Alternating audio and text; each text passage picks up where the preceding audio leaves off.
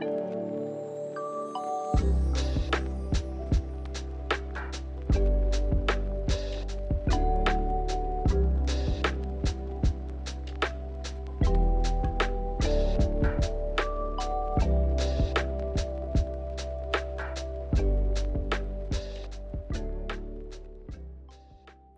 everyone, today I'm going to be sowing the first seeds of the year outside in the garden. Today is February 21st, so we're still kind of in winter and it's too early to be sowing a lot of things, but there are a few things that I can get out in the garden right now, so I'm going to share that process with you today. And first I'm going to go over the seeds that I've pulled out, and I'm going to try and talk about everything as much as I can while I'm indoors because it's pretty warm out today, but it is super windy and I think it's going to be really noisy if I try and talk out there. So I'll try and explain as much as possible all of the information. So first, here's a look at the seeds that I've pulled out.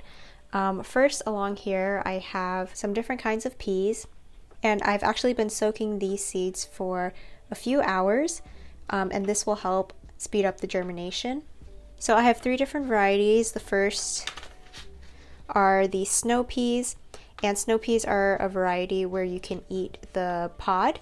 Then I have 2 shelling peas, and these ones you don't eat the pods because they'll be too fibrous.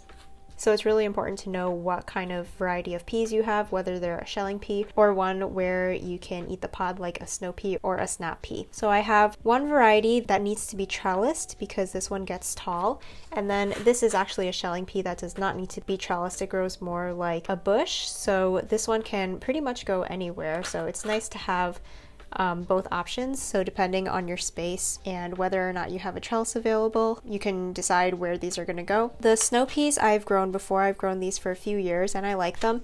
These 2 varieties are pretty new for me. I've only tried them once before, last fall, but they didn't do too well. I think it was too warm for them, but I think they'll do better now that it's springtime and it's cooler. So for the most part, it's going to be like my first try with those. So we'll see how they do in the spring. The other thing that I'm going to be direct sowing are some green onions, and I've pulled out a few varieties. This is actually the only one that is sold as a bunching onion, and I'm going to be planting those. And then the other 2 that I pulled out are actually just regular onion seeds that I'm going to be growing as green onions. I have these 2 varieties. This one I grew last year, and I just didn't really like it that much as an onion. It's supposed to be kind of like a red onion that is more narrow, kind of shaped like a shallot, and I just wasn't a huge fan of them. They didn't store that well, and also the actual like layers of the onion were pretty thin, and they also don't get too large since they are a longer onion versus a round one. So these ones, since I didn't enjoy them that much, but I don't want to waste the seeds, I figure I'll just plant them and pick them really young and use them as green onions. And then for these ones, I did actually start some of these when I started my onion seeds, but the germination was not very good because these are seeds that I bought last year, and onion seeds lose their germination very quickly. So out of like the 50 plus seeds that I sowed, I think I only got like 5 or 10, which is pretty bad. And they're only gonna get worse as I go into next year. So I figure I'm just gonna use up whatever seeds I have left in this packet. And if only 5% of them come up, that's fine. And again, I'll just pick these as young green onions. The last thing that I pulled out is not going to be direct sown, but I remembered that I wanted to winter sow these milkweed seeds. This is a plant that is the only plant that can host monarch butterflies. I think in like the caterpillar stage, they need to feed on this plant. So I've been trying to grow this for a few years and I have been direct sowing it without any luck. So I figured this year I'm going to try and winter sow it, and hopefully that will work out well. I figure I'll just do that while I'm outside today. So like I mentioned, it is towards the end of February right now, and we are, I think, about like 8 weeks before our estimated last frost date, and I find that like middle of February towards end of February is a good time for me to direct sow the peas. I've done this for a few years, and even though it's still pretty cold out, the pea seeds kind of just sit in the ground and they might take a while to germinate, but they'll come up when they feel it's the right time. The only thing you'd have to look out out for with these seeds is that they don't rot in the ground, because in the winter the ground can be a lot more damp and wet, and since it's cool outside, if it rains it doesn't dry out very quickly. So I would just maybe hold off on direct sowing these if you're expecting a lot of rain, like maybe if you're getting like a few days of rain or a large amount of rain, maybe wait till afterwards. I don't see any of that in our forecast, so I think I'll be safe. And we are definitely still getting freezing temperatures at night. That shouldn't be an issue for these peas. They are a little bit cold hardy, especially when they're still underneath the ground. Once they come up, they might be a little bit more tender and easy to damage, but when they're in the ground will kind of insulate them. And like I said, they're not going to come up until they feel that it's the right time. We actually have been having a lot of warm weather, and we'll probably get a couple more cold snaps before winter is over, but for the most part it does kind of feel like spring is starting around here, so I think that now is a good time to get these in the ground, and it's going to be really fun to sow the first seeds of the garden today. Before we go outside, I want to give you a little update on the seeds that I sowed last time. These are all of like the broccoli and cabbage seeds, and they have pretty much all come up now. The only thing that hasn't come up yet are the goji berries, so I'm still waiting on those. And also, I got pretty bad germination on this cabbage variety because these were my oldest seeds. And even though they did come up, they're looking like a lot smaller and weaker, so I think it's time for me to get new seeds for the fall or next year, either for this variety or another green cabbage variety. But everything else that was the fresher seeds, they came up just fine. You can see they look really nice and healthy. And I got pretty much like 100% germination for all of these, because you can see I have 2 or 3 plants for each cell, which is exactly what I sowed. So before I go out, I'm kind of waiting for the wind to die down out there. I think I'll just go ahead and thin out these plants, and I am going to just go in with some scissors and snip at the base of a couple of these plants so that I only have 1 plant per cell.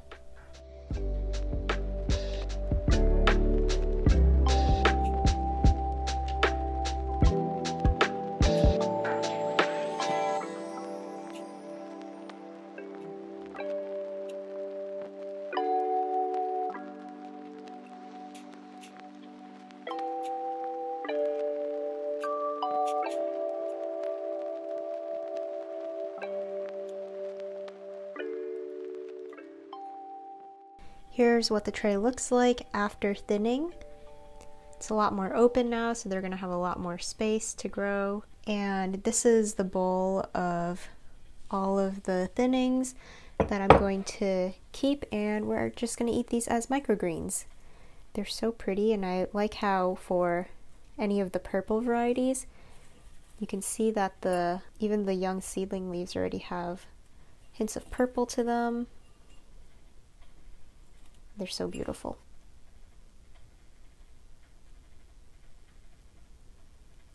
Boy, it is so windy out. Our pots are blowing everywhere, and like bundles of branches are blowing. This bundle over here blew from all the way from our fire pit back there.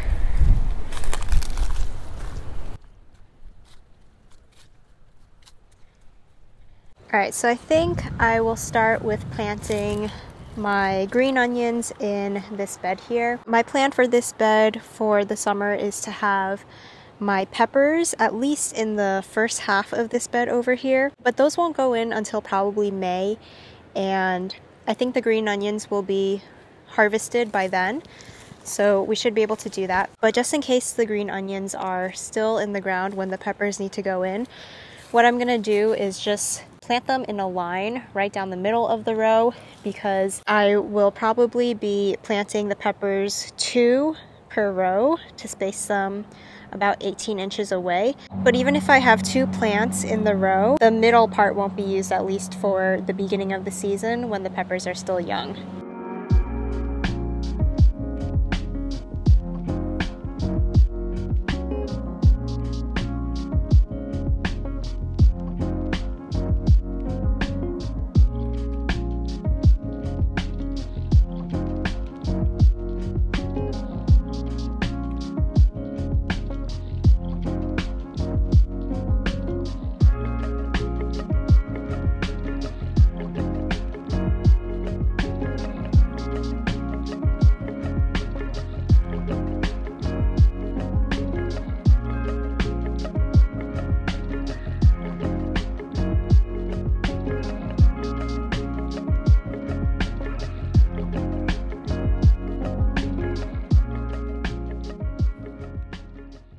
Next, I'm going to be planting the snow peas on this trellis. This is a built-in trellis that is probably about 6 feet tall. Should be plenty for the snow peas, which do need to be trellised. And I'm just gonna plant them at the base, about 4 inches apart on both sides.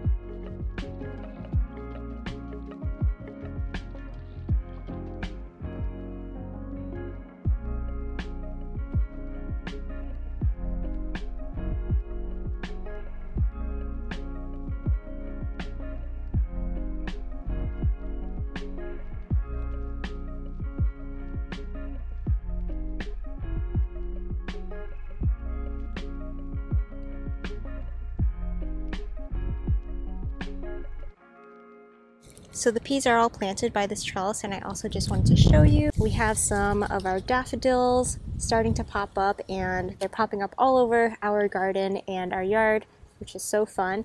And I also have these Canterbury bell plants that I started last year, and they have overwintered really nicely. I think they actually stayed green the entire winter, even when we got down to like single digits. So that's pretty cool. And they are a biennial, so last year they didn't flower, and I'm hoping we'll get some really nice blooms this year in the spring. It's my first time growing those, so I'm really happy to see that they made it through the winter. And soon we're going to have lots of daffodils around here as well. For the shelling peas that need to be trellised, I think I'm going to grow them on both of our cattle panel trellises, but only on one side of each. I think maybe I'll do them on this left side of both of the trellises. I do have plants that are going on both of these trellises that will completely cover them later in the year, but they do take a while to grow. So I think if I plant the peas on one side, they can take over this side of the trellis in the spring. Then in the summer I can sow, on this one I'm going to have a cucuzzi gourd, and that's going to take a while to get all the way to the top and take over the other side. And before that happens, the peas will be done, and then the cucuzzi gourd can take over the entire trellis. Same thing with the other one. I'm gonna grow the peas on this side, and then on this one I will probably be growing a winter melon.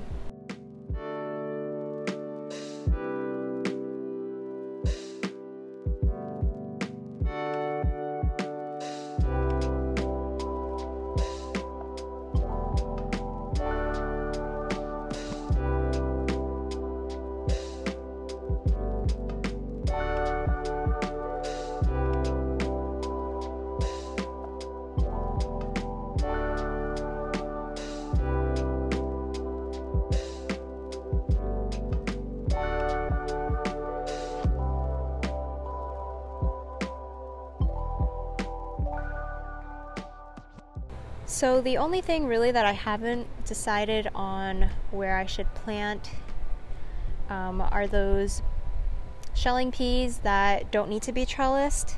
All of my beds are spoken for, so to speak, for even like earlier in the year. So I didn't really plan to have a spot for those, but I think what I'm gonna do is I'm just gonna plant them in like this left half of this bed, where I'm planning on putting my eggplant in the summer, and those, kind of like the peppers, probably won't go in until May.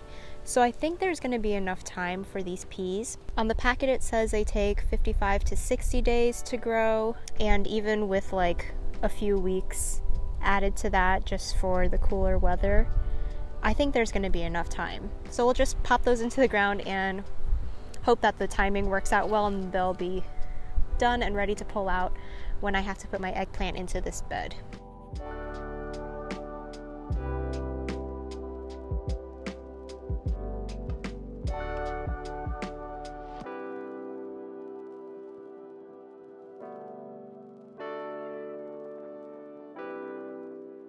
Alright, so the last thing I'm going to do is to winter sow the milkweed seeds. So I have a plastic jug here, and I've made some slits at the bottom for drainage, and I cut it kind of in half with a little plastic intact so that it makes this hinge, and I'm gonna fill it with a few inches of soil.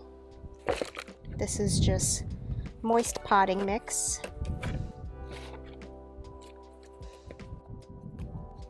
Then I'm gonna take my milkweed seeds. Probably only need like 5 or 6. That's what they look like. And I'm just gonna spread those out.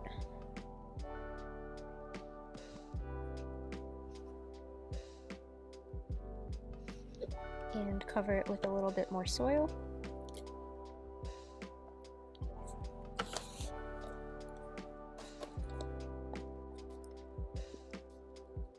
Then I'm going to take some duct tape and duct tape this opening closed. So the reason I'm winter sowing this milkweed is because I believe it does need to be stratified. So it has to go through a cold and wet period before it will germinate. And this is going to be a good way for that to happen. Some people do also direct sow in the fall, but like I said, I've done that in the past and nothing has come up. So I am going to try and control the circumstances a little bit better by winter sowing. This will regulate the moisture and the temperature a little bit in here, so hopefully it will be a good environment for these seeds to grow. And it's also really low maintenance. I won't have to water it because this will live outside. So I will take you over to where this is going to live for now. I have another winter sowing jug that I started last month. So I'm going to put it right here with that. And it's just going to live here until the plants start growing, and then I can transplant them to where I want them to go. This is the one I started in January. I didn't show it because it was only one jug and I showed winter sowing last year, but these are some artichokes. I do have some artichokes out in the vegetable garden, but the plants look so pretty and they're really nice and big that I thought I would try and winter sow some of these, and if I get some extra plants, I can pop them in our front garden just because I think they would look really cool. So let's see if I can show you inside.